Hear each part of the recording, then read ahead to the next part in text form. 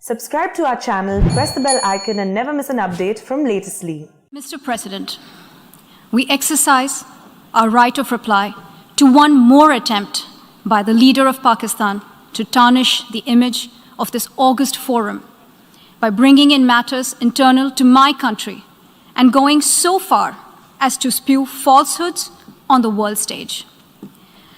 While such statements deserve our collective contempt and sympathy for the mindset of the person who utters falsehood repeatedly, I am taking the floor to set the record straight. Regrettably, this is not the first time the leader of Pakistan has misused platforms provided by the UN to propagate false and malicious propaganda against my country, and seeking in vain to divert the world's attention from the sad state of his country, where terrorists enjoy free pass while the lives of ordinary people, especially those belonging to the minority communities, are turned upside down. Mr. President, member states are aware that Pakistan has an established history and policy of harboring, aiding, and actively supporting terrorists. This is a country which has been globally recognized as one openly supporting, training, financing, and arming terrorists as a matter of state policy. It holds the ignoble record of hosting the largest number of terrorists proscribed by the UN Security Council. Mr. President, we marked the solemn occasion of the 20th anniversary of the 9/11 terror attacks just a few days back. The world has not forgotten that the mastermind behind that dastardly event, Osama bin Laden, got shelter in Pakistan. Pakistan leadership continues to glorify him as a martyr. Regrettably, even today, we heard the leader of Pakistan trying to justify acts of terror. Such defense of terrorism is unacceptable in the modern world.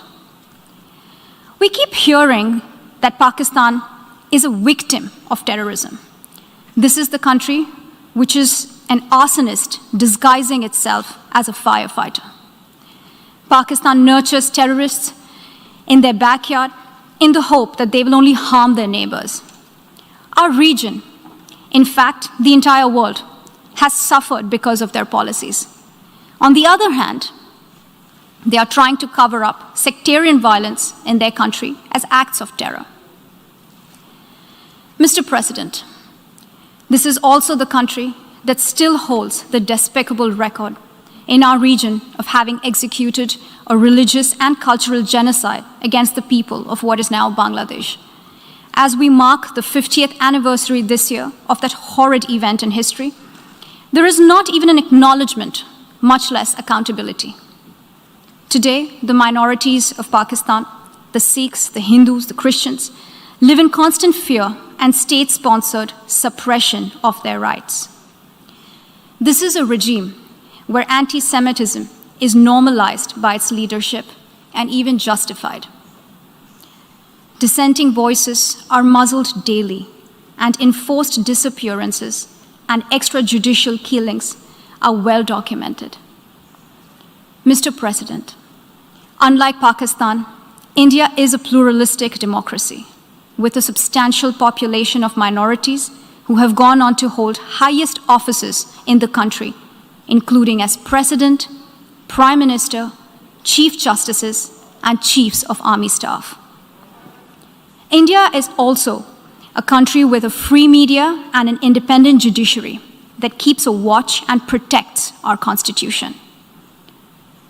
Pluralism is a concept which is very difficult to understand for Pakistan, which constitutionally prohibits its minorities from aspiring for high offices of the state. The least they could do is introspect before exposing themselves to ridicule on the world stage. Finally, Mr. President, let me reiterate here that the entire Union territories of Jammu and Kashmir and Ladakh were, are, and will always be an integral and inalienable part of India. This includes the areas that are under the illegal occupation of Pakistan. We call upon Pakistan to immediately vacate all areas under its illegal occupation. Mr. President, allow me to be categorical about India's position. We desire normal relations with all our neighbors, including Pakistan. However, it is for Pakistan to work sincerely towards creating a conducive atmosphere, including by taking credible, verifiable, and irreversible actions to not allow any territory under its control to be used for cross-border terrorism against India in any manner. I thank you, Mr. President.